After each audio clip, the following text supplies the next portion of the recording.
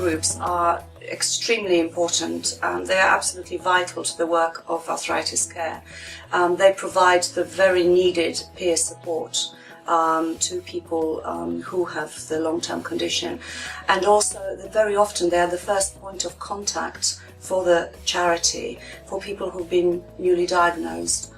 So this is a good forum to share the experiences, to talk to other people, to find out how they feel about their condition. For me, because my job is very much telephone follow-up, so actually I don't get to meet patients face to face very much. So my once a month meeting the men in the group, I really enjoy that actually, because as a nurse, that's kind of what you go into nursing for, is for that person-to-person contact. So although I've got it on the telephone and you can have good chats over the telephone, actually seeing somebody face-to-face, I really like that. I love it actually. I mean, it's not always comfortable for people, for practitioners, but I think challenge is really important, and it helps people to reflect on their practice and the way they do things, and if you reflect well on that, the only outcome really can be doing something better. Well, working closer with the self-help groups helps the practitioner to understand the impact of the condition on the person, on the families and the carers. And this is really very important, because it really is a learning process for the practitioners to understand better how the condition is managed.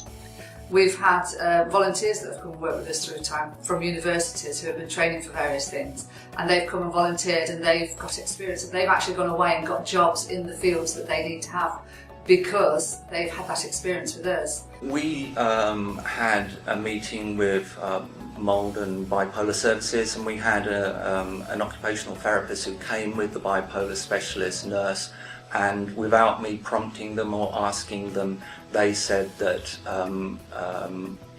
in terms of how they became specialists at bipolar, they learnt off people like our members, so people with bipolar.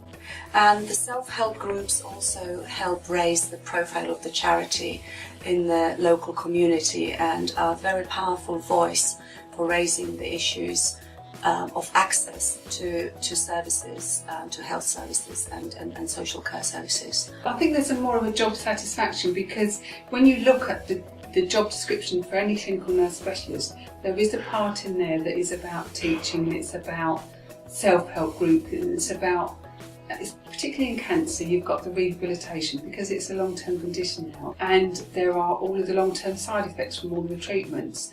I think if you've got a self-help group where you can help people and they're actually living all of their life, and you can help impact on them with rehabilitation and getting on with their life and actually feeling normal, because you've taken them out of the acute setting, then they're back in the community, they're back in their own environment, and then you're helping them in their normal place to be normal. I was thinking about what we're going to talk about. I just put down 3 words, which is advice, context and ideas.